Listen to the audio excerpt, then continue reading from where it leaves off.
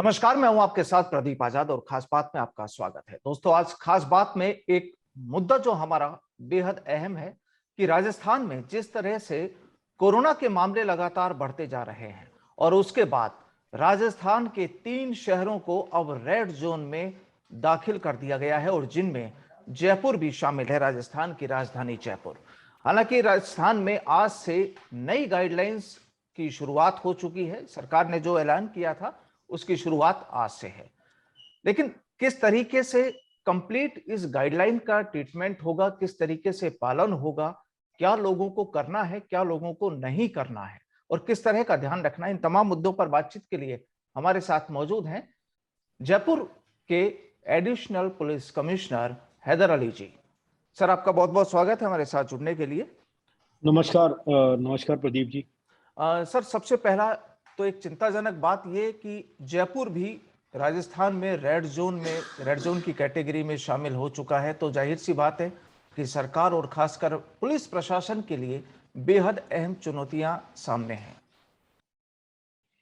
आपका कहना बिल्कुल सही है, लेकिन आपको इस बात का पता है, ये चुनौतियां हम पहले भी जो है उसको सक्सेसफुली निभा चुके हैं। जी, और हमें उम्मीद है कि अब भी उसको उससे ज़्यादा बेहतर तरीके से हम निभाएंगे, क्योंकि पहले दोनों वेव्स में हमने जो लेसन लर्न किए थे, इस बार हम उनका ध्यान रख रहे हैं। तो सर, आज से जो शुरुआत है, जो इम्प्लीमेंट आज से होगा, इनमें क्या मुख्य चीजें हैं कि आज रात 8 बजे से मार्केट बंद होगा, लेकिन मिनी बसें रात को 11 बजे तक चल रही हैं, रेस्टोरेंट रात को 10 बजे तक खुल रहे हैं। ये थोड़ा सा पब्लिक असमंजस में है। देखिए, इसमें प्रदीप जी हमें समझना पड़ेगा कि बेसिकली ये बड़ी कैच 22 सिचुएशन है। जी, हमें जो है वो इसको जो इम्पैक्ट है, कोरोना का इन्फेक्शन है, इसकी जो रेट है उसको भी कम करना है। और जी, साथ में ये भी ध्यान रखना है कि जो नॉर्मल एक्टिविटीज़ हैं वो चलती रहें। क्योंकि आपको आपको पता है कि पहले जब लॉकडाउन हुआ कंप्लीट, तो पब्लिक ने काफ़ी यहाँ पर जो है वो इकोनॉमिक, सोशल, साइकोलॉजिकल, इस तरह से काफ़ी सफ़र किया। बिल्कुल। तो मेरे ख्याल से इसको इसको ध्यान में रखते हुए सरकार की मंशा ये है कि ये एक बेसिकली एजुकेटिव जो है वो चीज़ें हैं, लाइंस है, गाइडलाइंस है। जी, और इसमें जो कैच वर्ड है वो ये है कि आप जो है कोविड प्रोटोकॉल की पालना करें, कोविड रिलेटेड प्रोटोकॉल की पालना करते हैं, एक दूसरे से टच में नहीं हो, एक दूसरे के करीब नहीं जाएं। तो इसमें बेसिकली 3 चीज़ें हैं। एक तो ये है कि आप जो है वो जो धार्मिक स्थल है वो सुबह 5 बजे से रात को 8 बजे तक खुलेंगे। ठीक है। उसमें किसी भी प्रकार के प्रसाद का और फूल माला जो भी हम ले जाते हैं वो उनकी मनाही है, ताकि जी, उससे हम किसी भी टच से बचे रहें। जी, दूसरी चीज़ जो है वो ये है कि जो रेस्टोरेंट्स है वो 10 बजे तक खुलेंगी, लेकिन उनमें 50% कैपेसिटी तक बिठा सकते हैं। जी, लेकिन उसके बाद जो है टेक अवे अलाउड है। तो जी, कोई अगर रेस्टोरेंट का बिजनेस कर रहा है तो वो जो है टेक अवे के हिसाब से घर पे फूड पहुंचा सकता है, किसी को प्रॉब्लम नहीं होगी, कोई इसको रोकेगा भी नहीं। जी, ये अलाउड है।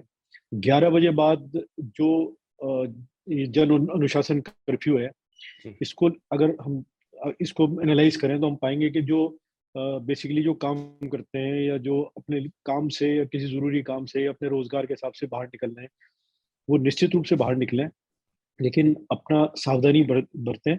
लेकिन वो लोग जो कि सिर्फ लॉइटर करते हैं या पार्टीज में जाते हैं या एक जगह इकट्ठे होते हैं रात को 11 बजे बाद तक, खास तौर से हमारा जो यूथ है, हमारा यंग तबका है, जी, उसके लिए एक तरह से सावधानी है कि आप जो है वो घर अपने घर पे रहें और बाहर नहीं निकलें, ज्यादा लोग इकट्ठे नहीं हो, क्योंकि इंडोर में ज्यादा फैलता है ये। तो उसका ये है कि हम जो भी व्यक्ति बाहर निकलता है उसको हम रात को हमने नाके बढ़ाए हैं, उनको रोकेंगे, टोकेंगे, उनसे पूछेंगे कि आप कहाँ जा रहे हैं, और उनका उत्तर अगर सेटिस्फैक्ट्री होगा तो हम उनको जाने देंगे, वरना उससे और फर्दर पूछताछ करेंगे। इसका मकसद सिर्फ यही है कि लोग जो है वो एक तरह से उनके दिमाग में ये चीज़ें बैठ जाए कि क्या चीज़ मना है, क्या चीज़ जो है वो परमिटेड है। तो हम थोड़ा सा इस स्टेज से, एजुकेटिव स्टेज से, अब कार्रवाई के स्टेज पे आ गए इन गाइडलाइंस में, सर, क्योंकि जैसा अभी आप बता स्थिति रहे हैं जो है कि वो थोड़ी सी। जी, आप बता रहे हैं कि जी। कार्रवाई के स्टेज पर अब आ चुके हैं, तो अब जो आज से जो एक्शन और कार्रवाई, एक्शन और रिएक्शन वाली जो चीजें होंगी, तो वो किस तरह की होंगी जयपुर में? देखिए, आज से मैं उम्मीद करता हूँ मैं भी बाहर निकलूंगा तो मैं उम्मीद करता हूँ जैसे दुकानें बंद होंगी टाइम पे होनी चाहिए, नहीं होंगी तो उन पे कार्रवाई होगी। जी। दूसरा ये होटल्स जो इसको इन रूल्स को गाइडलाइंस को फ्लाउट करेंगे उनको हम सील करेंगे, बंद करेंगे। तीसरा जो रात को हमें लगेगा कि बिना वजह हम वो जो आदमी व्यक्ति घूम रहा है उसको पेंडेमिक एक्ट में मुकदमा दर्ज करेंगे। फिर जैसे मास्क की कार्रवाई है तो उसमें चालान है, जुर्माना है उसमें, तो वो कार्रवाई करेंगे। तो ये जो दंडात्मक कार्रवाई है उसका जो इंक्रीज है या इजाफा है वो आप आज से हम करने की योजना बनाए। सर, ये धरने, प्रदर्शन, रैलियां, चूंकि आमतौर पर इस तरह की तस्वीरें भी नजर आती हैं, तो इसको लेकर भी अब कोई स्ट्रिक्टनेस शुरू कर रहे हैं आप?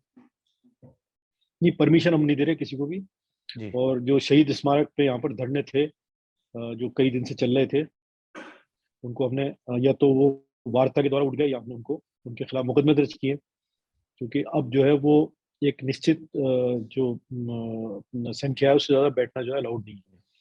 तो हमने ये शहीद स्मारक पे जितने धरने थे उनसे या तो बात हो गई या फिर उनको हमने मुकदमा दर्ज करके उठा दिया। सर, रात चूंकि को एक तो नहीं जी, बैठ सकते धरने पे, जी। क्योंकि रात को 11 बजे बाद अलाउड नहीं है, कर्फ्यू है। तो हमने हम्म। उनसे रिक्वेस्ट की थी कि रात को आप नहीं बैठे, अगर आपको बैठना भी है तो एक जो टाइम है उसी दौरान आप आके बैठे।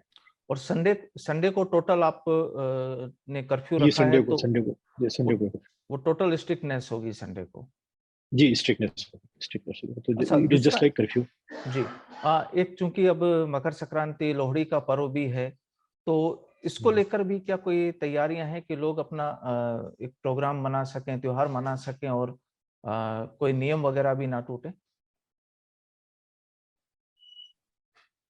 देखिए इसमें गाइडलाइन में लिखा है कि आप लोहड़ी का और मकर संक्रांति का त्योहार अपने घर पे मनाएं, घरों में रहें, आप इंडोर्स रहें। जी।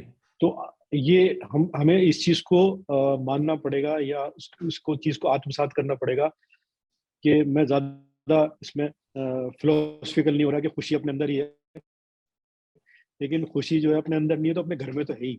तो बिल्कुल। We can celebrate with the family. हाँ। जी। तो हम जो है जरूरी नहीं है कि हम सड़कों पे उछल के कूद के नाच के हम जो है कोई कोई त्योहार मनाएं। हम उसको घरों पे सीमित कर सकते हैं। और संक्रांत का त्योहार तो इतना प्यारा त्योहार है कि सब अपने छतों पे खड़े होंगे, पतंग उड़ाएंगे, उसका अलग ही मजा है। और खासकर तो जयपुर देयर के इज नो लोगों के नीड लिए टू। तो बड़ा रोमांचित करने वाला है।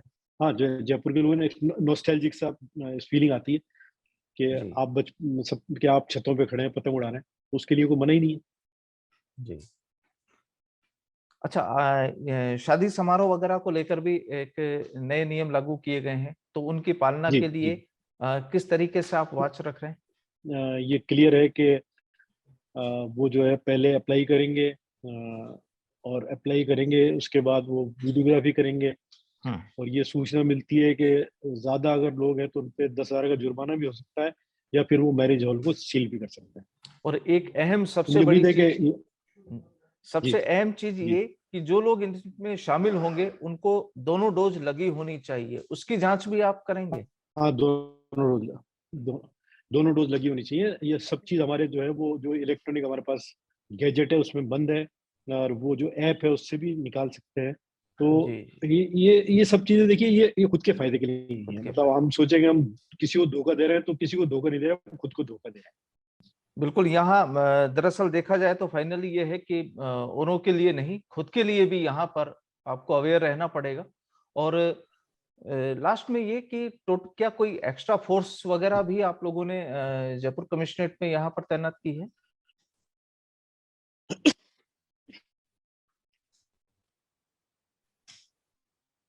एक्स्ट्रा अपने जो है तैनात किए है, ना कि हमने 150 नए नाके लगाए। और हमने अभी रिक्वेस्ट भी की है कि हमें कुछ नफरी में होमगार्ड्स मिल जाए रात्रि गश्त के लिए, ताकि उनको भी हम इसमें डिप्लॉय कर सकें। जी। चलिए, बहुत बहुत शुक्रिया जयदीप साहब आपका हमारे साथ जुड़ने के लिए। नमस्कार।